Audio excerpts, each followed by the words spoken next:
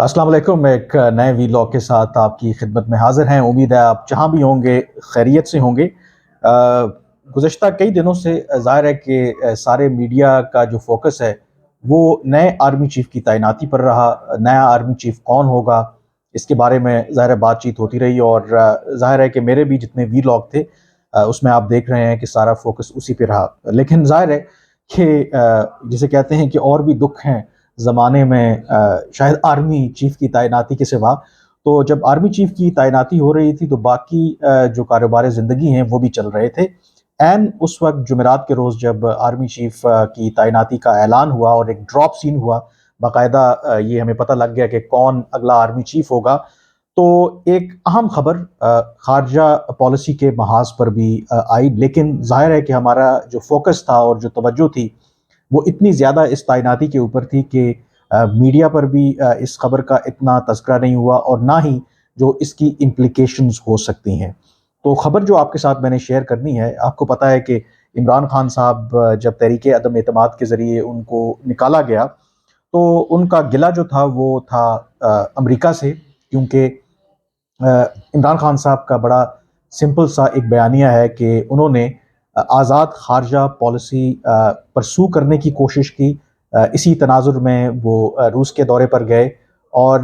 اس کی سزا دی گئی انہیں جب امریکہ نے، آپ کو پتہ ہے کہ وہ سائفر کا جتنا بھی جو تنازع ہے، ایک واضح پیغام دیا کہ اب عمران خان صاحب کو ایز وزیر اعظم ٹالریٹ نہیں کیا جائے گا، کیونکہ عمران خان صاحب نے امریکہ کے کہنے پر جو پاکستان کی خارجہ پالیسی ہے وہ نہیں اپنائی۔ اور دوسرا، عمران خان صاحب یہ بھی کہتے ہیں کہ امریکہ افغانستان سے جب ان کا فوجی انخلا ہوا تو پاکستان کے اندر شاید کوئی وہ ایئر بیسز چاہتے تھے جہاں سے وہ ڈرون حملے کر سکیں افغانستان کے اندر، اور اس حوالے سے بھی انہوں نے انکار کیا اور امریکہ کو ناراض کیا، جس کی وجہ سے ان کو تحریک عدم اعتماد کے ذریعے ہٹایا گیا، اور ان کے بقول جو کوٹ ان کوٹ جو امپورٹڈ گورنمنٹ ہے وہ ہم پر مسلط کی گئی۔ اور اگر یہ بات سچ ہے تو اگر امپورٹڈ گورنمنٹ یا امریکہ کے کہنے پہ گورنمنٹ آئی ہے تو پھر تو جو اس حکومت کے فیصلے ہیں خاص کر کے خارجہ پالیسی کے محاذ پر، اس میں اس کی عکاسی بھی ہونی چاہیے۔ تو جو خبر آپ کے ساتھ میں نے شیئر کرنی ہے وہ 24 نومبر کو جنیوا میں UN ہیومن رائٹس کونسل ہے، یہ 47 رکن پر مشتمل، اراکین پر مشتمل ایک ہیومن رائٹس کونسل ہے جو دنیا بھر میں جو انسانی حقوق کی جہاں بھی خلاف ورزیاں ہوتی ہیں اس حوالے سے جو ایشوز ہیں یہ ٹیک اپ کرتی ہے، اور بعض دفعہ انویسٹیگیشن کے لیے بھی کہتی ہے۔ تو 24 نومبر کو خصوصی اجلاس ہوا یہاں پر جنیوا میں UN ہیومن رائٹس کونسل کا، جس میں جرمنی اور آئس لینڈ دو جو ممالک تھے انہوں نے ایک قرارداد پیش کی جس کا مقصد تھا ایران کے اندر جو مبینہ طور پر انسانی حقوق کی خلاف ورزیاں ہو رہی ہیں اس کے حوالے سے ایک انٹرنیشنل فیکٹ فائنڈنگ مشن بنانا۔ اور یہ اس کا پس منظر یہ ہے، اگر آپ کو یاد ہو تو آج سے کچھ ماہ پہلے سپٹمبر میں ایران کے اندر ایک واقعہ پیش آیا جس میں ایک جو خاتون تھیں یا لڑکی تھیں ان کو حجاب نہ کرنے کی پاداش میں پہلے گرفتار کیا گیا، اور اس لڑکی کی پھر دوران حراست جو ہے وہ انتقال ہو گیا، اور اس کی فیملی تو کہتی ہے کہ انہیں مارا گیا پولیس کسٹڈی میں، اور جس کی وجہ سے ان کا انتقال ہوا۔ دو کہ ایران کے جو حکام ہیں وہ یہ کہتے ہیں کہ ان کو دل کا دورہ پڑا جس کی وجہ سے ان کا انتقال ہوا، اور اس کے نتیجے میں پھر ایران کے اندر ہم نے دیکھا کہ بھرپور وہاں پہ مظاہرے ہوئے، پرتشدد وہاں پہ مظاہرے ہوئے، کئی وہاں پہ ہلاکتیں ہوئیں، اور جس کی وجہ سے جو دنیا ہے انہوں نے اپنے خدشات کا اظہار کیا، اور انہوں نے کہا کہ جو ایران کی جو موجودہ حکومت ہے وہ ایک منصوبہ بندی کے تحت جو انسانی حقوق کے لیے کام کرنے والے لوگ ہیں، جو خواتین کے حق میں کام کرنے والی تنظیمیں ہیں، یا ان کے جو سیاسی مخالفین ہیں، ان کو یہ جو موجودہ ایران کی حکومت ہے ان کو نشانہ بنا رہی ہے، اور پوری دنیا میں خاص کر کے مغرب میں اس حوالے سے بہت زیادہ آواز اٹھائی جاتی رہی۔ تو اسی سلسلے میں اب جو انٹرنیشنل کمیونٹی ہے، پرٹیکولرلی جو مغرب ہے، انہوں نے یہ UN ہیومن رائٹس کونسل میں یہ قرارداد لے کے آئے کہ اس حوالے سے ایک انٹرنیشنل فیکٹ فائنڈنگ مشن بنانا چاہیے، اور یہ قرارداد بالکل جمعرات کے روز منظور ہو گئی۔ اس میں 25 جو اراکین تھے انہوں نے اس قرارداد کے حق میں ووٹ دیا، 16 نے ووٹنگ میں حصہ نہیں لیا یعنی کہ ابسٹین کیا، اور 6 ممالک ایسے تھے جنہوں نے اس قرارداد کے خلاف ووٹ دیا۔ اب یہ جو 6 ممالک تھے یہ کون سے ملک تھے؟ اس میں پاکستان بھی شامل تھا۔ ان 6 ممالک میں آرمینیا تھا، چین تھا، کیوبا تھا، پاکستان تھا اور وینزویلا، یعنی کہ OIC ممالک میں واحد پاکستان ایک ایسا ملک تھا جس نے اس قرارداد کی مخالفت کی۔ اب میں نے جو اس کی تفصیلات اکٹھی کی ہیں کہ ایک تو کیا وجوہات ہیں کہ پاکستان نے اس قرارداد کی مخالفت کی، اور جو انٹرنیشنل فیکٹ فائنڈنگ مشن کا مطالبہ جو مغرب کر رہے ہیں، جو باقی ممالک کر رہے ہیں، کیوں پاکستان نے اس کی مخالفت کی۔ تو جو مجھے اطلاع ملی کہ اس میں ظاہر ہے کہ یہ قرارداد آنے سے پہلے ہی بائی اینڈ لارج جو میجورٹی جو ممبرز تھے UN ہیومن رائٹس کونسل کے، ان میں ایک اتفاق رائے تھا کہ یہ قرارداد آنی چاہیے، اور اس پر شاید ووٹنگ بھی نہ ہوتی۔ ووٹنگ اس لیے ہوئی کہ پاکستان نے اس پر سوال اٹھایا اور پاکستان نے کہا کہ اس پر ووٹنگ ہونی چاہیے، اور پاکستان کے کہنے پر اس پر ووٹنگ ہوئی، لیکن اس کے باوجود یہ قرارداد جو ہے وہ منظور کر لی گئی، اور انٹرنیشنل فیکٹ فائنڈنگ جو مشن ہے اب وہ بنایا جائے گا۔ اب جو پاکستان کے وہاں پر امبیسڈر ہیں، جو پرماننٹ ریپرزنٹیٹیو ہیں، امبیسڈر خلیل ہاشمی، انہوں نے کیا توجہ پیش کی وہاں پہ؟ انہوں نے جو بیان دیا اس میں انہوں نے یہ ضرور کہا کہ پاکستان کو افسوس ہے کہ ایران کے اندر جو واقعات پیش آئے ہیں، اس کے بعد جو پرتشدد واقعات ہوئے ہیں جس میں قیمتی جانیں بھی ضائع ہوئے، ان پر ان کو افسوس ہے، لیکن ساتھ انہوں نے یہ کہا کہ ایران جو ہے وہ انٹرنیشنل کمیونٹی کے ساتھ اس معاملے پر انگیج کرنا چاہتا ہے۔ اب جو بنیادی جو نقطہ جو پاکستان کے وہاں پہ مستقل مندوب ہیں انہوں نے جو اٹھایا، انہوں نے کہا کہ بالکل پاکستان جو ہے انسانی حقوق کے بارے میں بالکل چاہتا ہے کہ پوری دنیا میں اس کی اپلیکیشن ہونی چاہیے، لیکن انہوں نے کہا کہ یہ UN ہیومن رائٹس کونسل ہے، اس کا اگر آپ ٹریک ریکارڈ دیکھیں تو یہ کوئی اچھا ان کا ٹریک ریکارڈ نہیں ہے۔ انہوں نے اگزامپل دی کہ سوائے ایک ایگزامپل کے جس میں جو ترقی یافتہ جو ملک تھا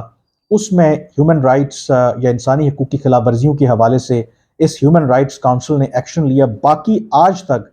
جب سے یہ ہیومن رائٹس کونسل بنی ہے انہوں نے صرف اور صرف جو ترقی پذیر یا تیسری دنیا کے ممالک ہیں صرف انہی کے خلاف یہاں پہ قراردادیں لائیں یا انہی کے حوالے سے یہاں پہ بات چیت کی، اور وہ بھی جو ڈسکشن ہے زیادہ تر ان کی انسانی حقوق اور جو سیاسی حقوق ہیں صرف انہی سے جڑی رہی۔ تو انہوں نے کہا کہ ایک تو یہ بالکل ایسا نہیں ہونا چاہیے، اور جب بھی اگر آپ کرنا بھی چاہتے ہیں کسی انسانی حقوق کی جہاں پہ خلاف ورزی ہوئی ہو تو وہ جو ملک ہے اس کے ساتھ اس کی مرضی کے ساتھ مل کے اگر آپ بڑھیں گے، کیونکہ پاکستان کا جو نقطہ نظر ہے کہ اگر کسی جگہ پہ مبینہ طور پر انسانی حقوق کی خلاف ورزی ہو بھی رہی ہے تو اس کا جو حل ہے وہ یہی ہے کہ ڈائیلاگ کے ذریعے اس ملک کو انگیج کر کے ہی ہم بہتر اس میں کام کر سکتے ہیں۔ تو اس لیے پاکستان سمجھتا ہے کہ یہ جو قرارداد ہے ایران کے خلاف، یہ پاکستان اس کے حق میں اسی لیے ووٹ نہیں دے گا کیونکہ جب ایران خود انگیج کرنا چاہتا ہے دنیا کے ساتھ تو اس کے باوجود اس قرارداد کو لانا کی کوئی تک نہیں بنتی۔ اب اس میں بھی ایک دلچسپ پہلو ہے کہ پاکستان کی پوزیشن جو ہے، میری جو کچھ دفتر خارجہ کے ذرائع ہیں وہ یہ مانتے ہیں کہ ہماری اس پالیسی میں کچھ تضادات ہیں۔ مثلا ہم یہ بھی کہتے ہیں کہ جب انسانی حقوق کا معاملہ ہو یا سیاسی حقوق کا معاملہ ہو، یہ کسی بھی ملک کے اندرونی معاملات ہوتے ہیں، تو جب UN ہیومن رائٹس کونسل یا باہر سے آ کے کوئی اس طرح کرتا ہے تو یہ آپ مداخلت کرتے ہیں کسی ملک کے جو اندرونی معاملات میں۔ لیکن اس میں دلچسپ پہلو یہ ہے کہ پاکستان کی جو پوزیشن ہے مختلف ایشوز پر ڈیفرنٹ ہے۔ اگر یہی معاملہ مقبوضہ کشمیر میں جو انسانی حقوق کی خلاف ورزی ہوتی ہے اس پر پاکستان کا موقف بالکل مختلف ہے۔ وہ الگ بات ہے کہ ظاہر ہے کہ پاکستان کی اتنی ابھی ہمت ہی نہیں ہوئی کہ کبھی ہم UN ہیومن رائٹس کونسل کے اندر انسانی حقوق کی خلاف ورزیاں جو مقبوضہ کشمیر کے اندر ہو رہے ہیں، قرارداد تو دور کی بات کہ اس پر کبھی بحث بھی کروائی جا سکے، کیونکہ اس میں ظاہر ہے کہ جو باقی ممالک ہیں وہ اس فیور میں نہیں ہے، یا بھارت کی جو لابی ہے وہ بڑی سٹرونگ ہے۔ اب اس میں تو پاکستان ڈیفینیٹلی اگر کل پاکستان کو موقع ملے کہ UN ہیومن رائٹس کی جو وائلیشنز ہیں مقبوضہ کشمیر کے اندر ان کو UN ہیومن رائٹس کونسل کے سامنے لایا جائے تو ڈیفینیٹلی پاکستان اس کی حمایت کرے گا۔ اسی طرح جو پاکستان کا نقطہ نظر ہے جو میانمر میں، وہاں پہ بھی آپ کو پتہ ہے کہ مسلمانوں کے اوپر اور بہت ظلم ہو رہے ہیں اور انسانی حقوق کی بہت زیادہ خلاف ورزیاں ہو رہی ہیں۔ اس حوالے سے پاکستان اس کے حق میں ہے کہ فیکٹ فائنڈنگ مشن بھی بننا چاہیے، ان کے خلاف کارروائی بھی ہونی چاہیے جہاں بھی ادھر انسانی حقوق کی خلاف ورزیاں ہو رہی ہیں۔ لیکن ایران کے معاملے میں یا پھر چین کا جو معاملہ ہے، چین پر بھی مبینہ طور پر الزامات لگتے ہیں کہ وہاں پر جہاں پہ مسلمان ہیں ان کے خلاف مبینہ طور پر چین جو ہے وہ انسانی حقوق کی خلاف ورزیاں کرتا ہے، اس حوالے سے بھی پاکستان سمجھتا ہے کہ وہ چین کے اندرونی معاملات میں مداخلت ہے۔ تو پاکستان کے اس ایک تو موقف میں کئی جگہوں پہ تضادات ہیں، لیکن جو سب سے امپورٹنٹ اس کے اندر پہلو ہے، اب جو میں نے شروع میں آپ سے کہا تھا کہ عمران خان سمجھتے ہیں کہ یہ گورنمنٹ جو ہے امپورٹڈ گورنمنٹ ہے اور یہ مغرب یا امریکہ کے خلاف کبھی بھی کوئی فیصلہ نہیں لے گی۔ اب پاکستان نے یہ جو اس قرارداد کے حق میں جو ووٹ نہیں دیا،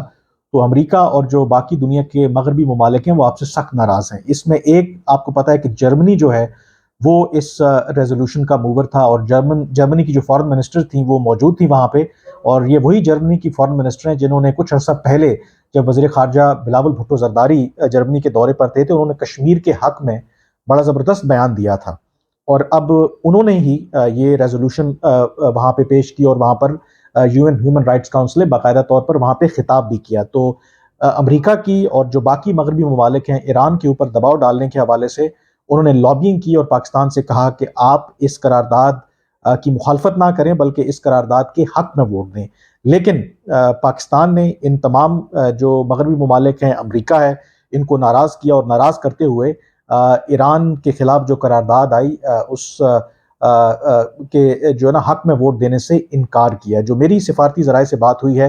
کہ امریکہ جو ہے اور جو باقی مغربی طاقتیں ہیں، یورپین جو ممالک ہیں، وہ پاکستان سے اس حوالے سے کافی ناراض ہیں۔ اب اس کی آگے چل کے کیا امپلیکیشنز ہوتی ہیں یہ تو آنے والا وقت ہی بتائے گا، لیکن اس سے ایک چیز کا اندازہ ہوتا ہے کہ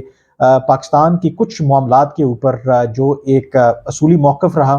یا جو پرنسپل پوزیشن رہی، وہ گورنمنٹ کوئی بھی ہو، تحریک انصاف کی ہو، PMLN کی ہو، پیپلز پارٹی کی ہو، اس میں کوئی تبدیلی نہیں آتی، اور یہاں پر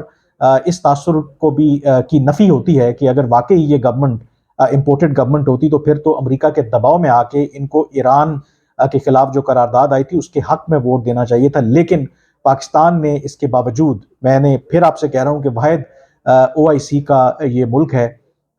مسلم جو آرگنائزیشن ہے کہ جس نے اس قرارداد کے خلاف ووٹ دیا، ابسٹین بھی نہیں کیا بلکہ خلاف ووٹ دیا، اور اس کی ظاہر ہے کہ اور بھی امپلیکیشنز، کیونکہ ایران ہمارا پڑوسی ملک ہے، اور ظاہر ہے کہ ان کے خلاف اگر آپ قرارداد مطلب ووٹ کریں گے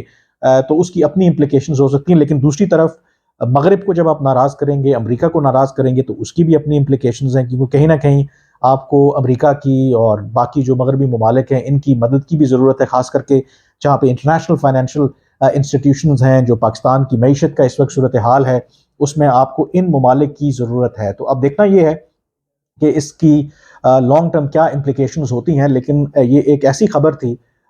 جس پر ظاہر ہے کہ تذکرہ نہیں ہوا، اور یہ میں آپ کو وثوق سے کہہ سکتا ہوں کہ امریکہ بھی اور جو چند جو مغربی ممالک ہیں جو پاکستان پر زور دے رہے تھے کہ آپ اس قرارداد کے حق میں ووٹ دیں، جب پاکستان نے انکار کیا تو اب وہ پاکستان سے ناراض ہیں۔ آج کے ویلاگ سے اتنا ہی، مجھے اب اجازت دیجیے، اللہ حافظ۔